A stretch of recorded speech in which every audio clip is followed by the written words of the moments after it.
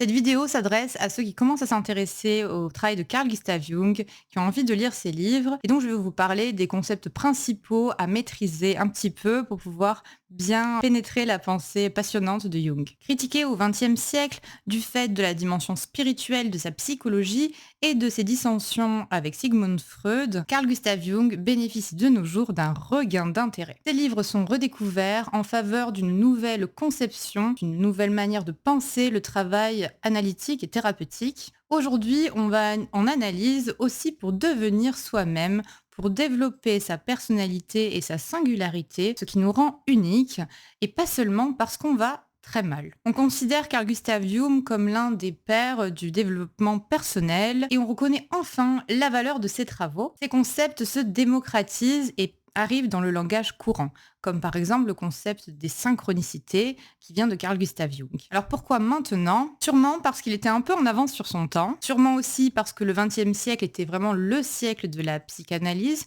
freudienne puis lacanienne en France en tout cas. Et si le XXIe siècle était jungien? Pour paraphraser André Malraux, le XXIe siècle sera jungien ou ne sera pas. Alors Carl Gustav Jung est un psychiatre suisse qui est né à la fin du XIXe siècle et qui est mort au milieu du XXe siècle. Il était un temps ami de Freud, avec qui il s'est lié d'amitié par rapport à son travail sur le rêve, et il fut un des premiers adhérents à la psychanalyse. Après s'être fâché avec Freud, il a fondé la psychologie analytique à Zurich, en Suisse, et il a passé toute sa vie à étudier la psyché, les cultures qu'il ne connaissait pas et les rêves. Il a rendu compte de ses découvertes dans ses livres. Jung est un grand écrivain, il a écrit énormément de livres. Donc voyons 8 concepts importants en psychologie analytique. Le premier, c'est l'inconscient collectif.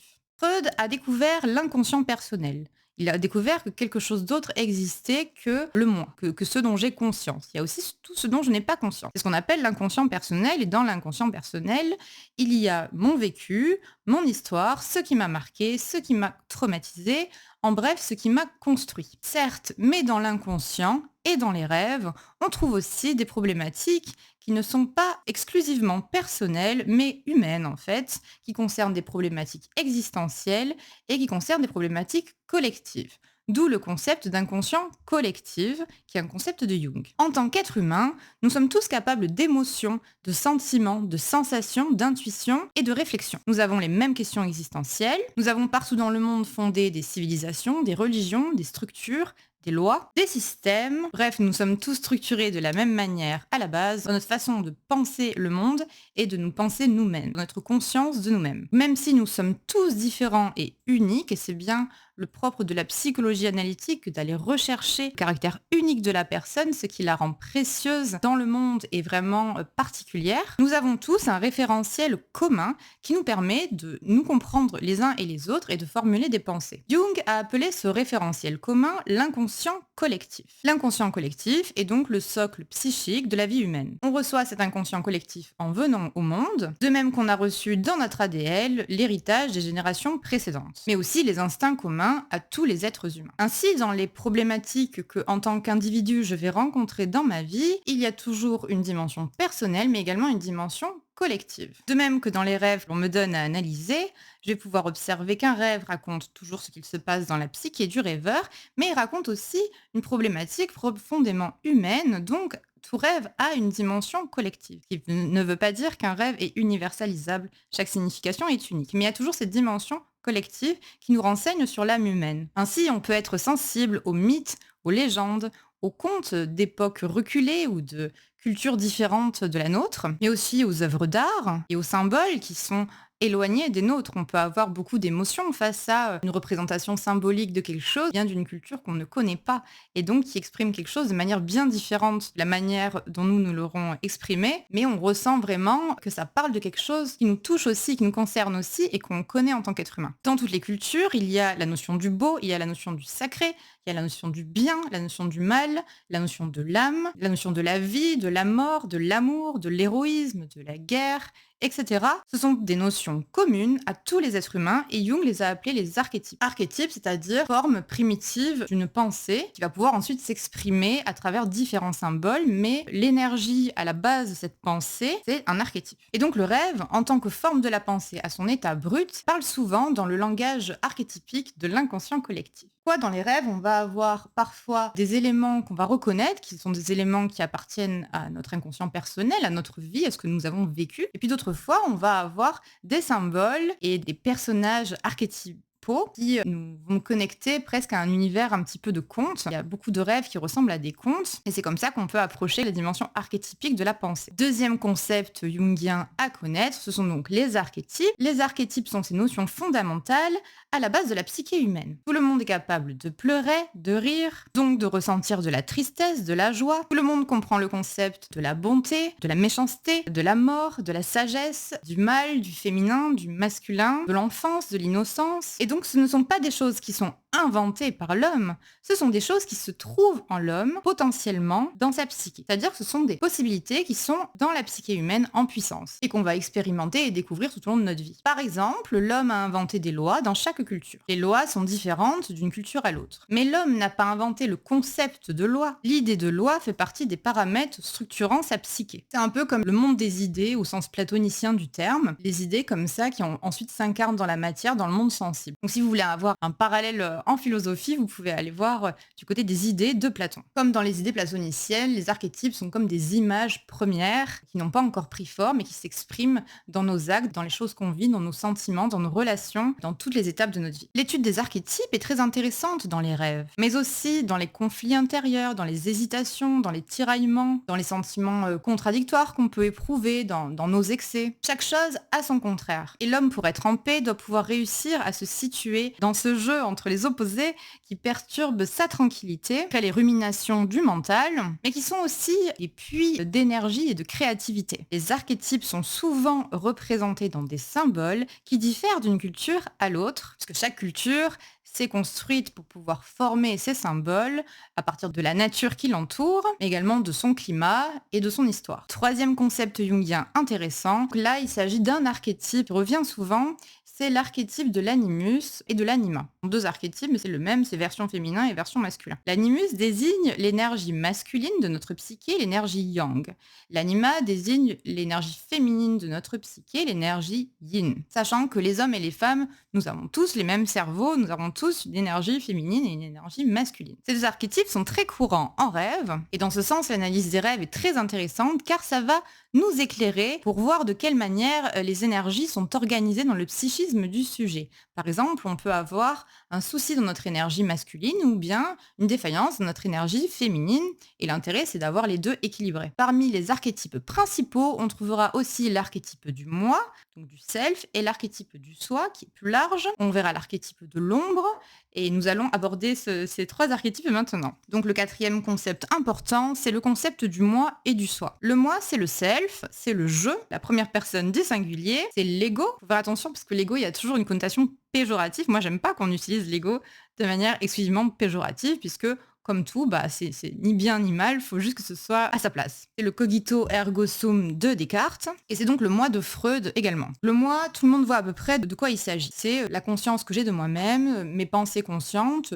mes actes conscients, tout ce que je fais en conscience. Le moi, c'est le conscient, par opposition à l'inconscient, c'est tout ce qui existe aussi en moi, dans mon psychisme, mais que je ne connais pas. Donc, le soi est un concept important de Carl Gustav Jung, c'est un synonyme de l'âme, et c'est aussi un espèce de moi supérieur. Le soi, à la fois, est plus large que le moi, et il englobe toutes les choses dont on n'a pas conscience, tout ce qui se passe dans notre inconscient, les zones d'ombre, mais également toutes nos ressources et nos potentiels insoupçonnés. Et le soi, c'est également ce qu'on est vraiment, en fait. Il y a aussi une précision dans le soi, il y a cette ouverture large et aussi cette précision, parce que c'est ce qui on est vraiment, c'est notre nature profonde.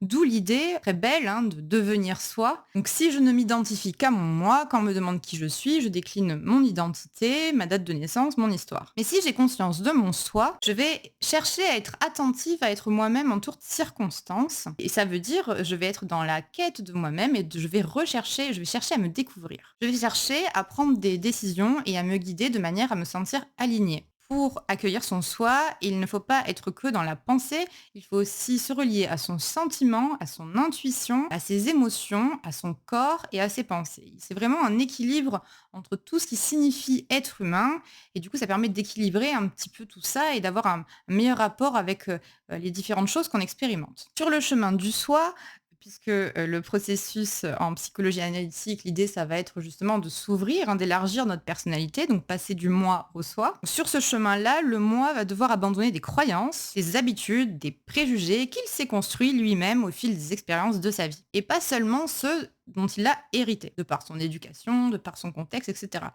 Il y a aussi des tas de choses qu'on se construit soi-même et auxquelles on doit renoncer. Et ainsi, le moi va devoir renoncer à certaines choses dans le but de s'enrichir en découvrant en lui une nouvelle perception des choses, une autre vision des choses, des ressources qu'il n'avait pas vues, qui étaient en lui, donc de nouvelles capacités qu'il ignorait. Et donc petit à petit, il va se regarder avec plus de douceur et il va accepter de se regarder, de s'assumer tel qu'il est, c'est-à-dire avec aussi ses défauts et ses zones d'ombre. Cinquième concept important, donc, c'est l'archétype de l'ombre. L'ombre est ce qu'on ne connaît pas en nous. Nous ne connaissons qu'une partie de nous-mêmes, notre moi. Mais nous sommes beaucoup plus riches que ce que nous pensons. Nous avons beaucoup plus de ressources que ce que nous imaginons. Ce qui nous est inconnu demeure dans l'ombre. Aussi, le travail en analyse jungienne est un travail de l'ombre. On va partir éclairer la psyché en vue de développer notre plein potentiel. Et du coup, ça passe forcément par la confrontation à ces zones d'ombre, par regarder ce qui nous déplaît en nous et ce dont on n'a pas conscience. Donc l'ombre, c'est certes des zones obscures de nous-mêmes,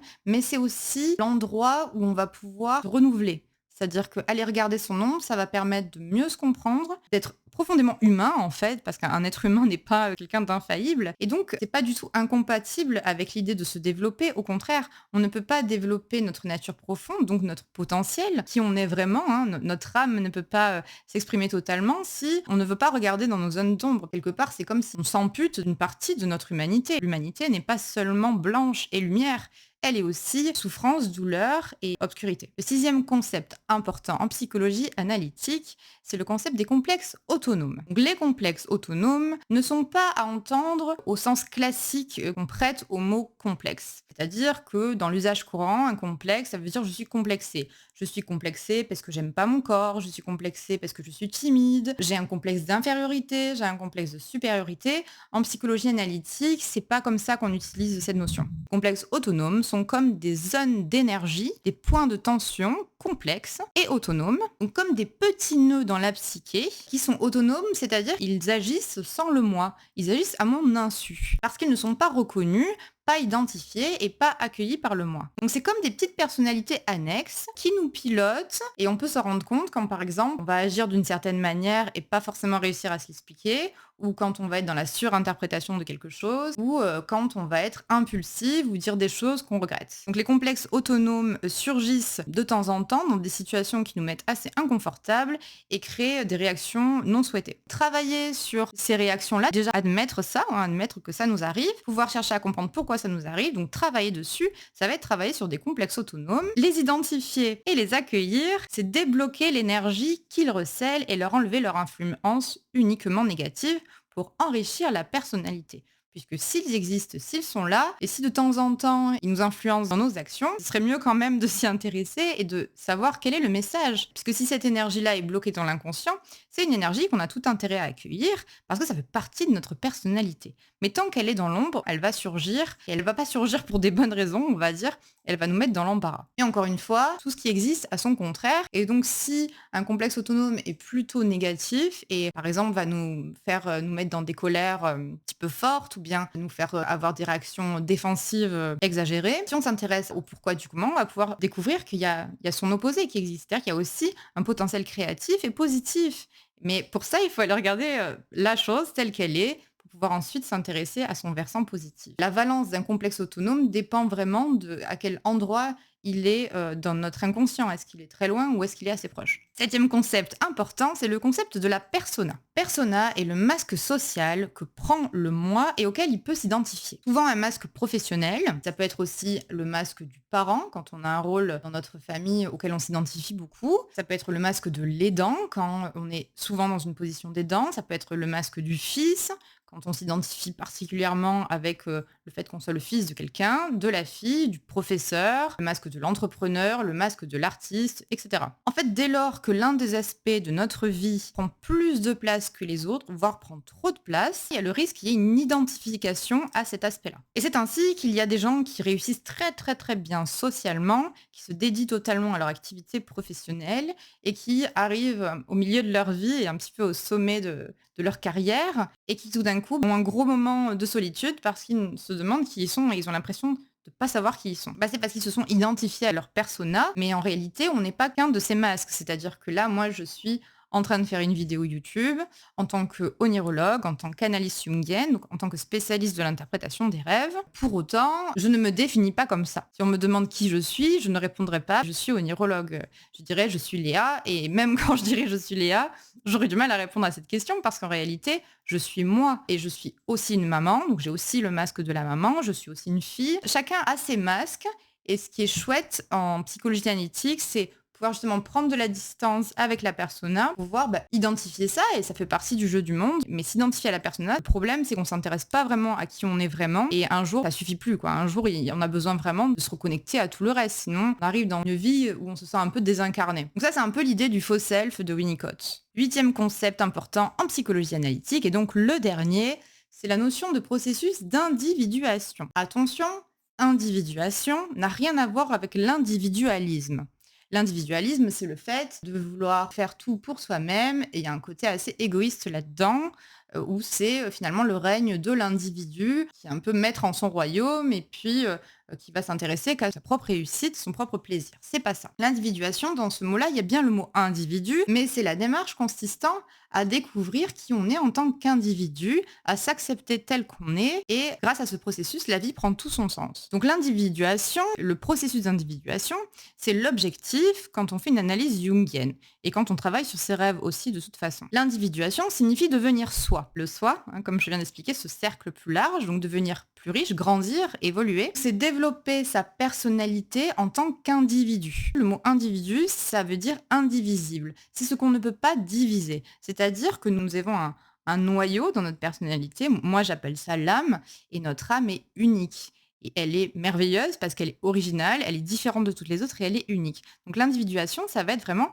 de découvrir cette richesse et de pouvoir s'épanouir dans le monde. Donc, la démarche, quand on s'engage dans une analyse jungienne, c'est qu'on a envie de se sentir aligné, de se sentir intensément soi-même, en accord avec ce qu'on pense, mais aussi ce qu'on ressent, ce qui nous touche, ce qu'on désire et ce qu'on a envie de formuler. L'idée, c'est aussi de se relier avec son désir profond et non pas avec des désirs de l'ego ou des désirs qui sont des désirs de la société ou des injonctions qui viennent de la société. Donc c'est vraiment se détacher d'un faux self. Ainsi, l'accompagnement en analyse jungienne est un accompagnement qu'on peut qualifier de psychothérapeutique et de psychospirituel. L'individu qui marche sur le chemin de son individuation est en quête d'authenticité et de paix intérieure. Il a également faim de connaissances et envie vraiment de se découvrir lui-même pour mieux comprendre le monde qui l'entoure. C'est un travail d'exploration intérieure qui nous amène vers une plus grande fin pour l'exploration du monde extérieur. Et si on apaise nos tensions en nous, automatiquement, on va apaiser notre rapport au monde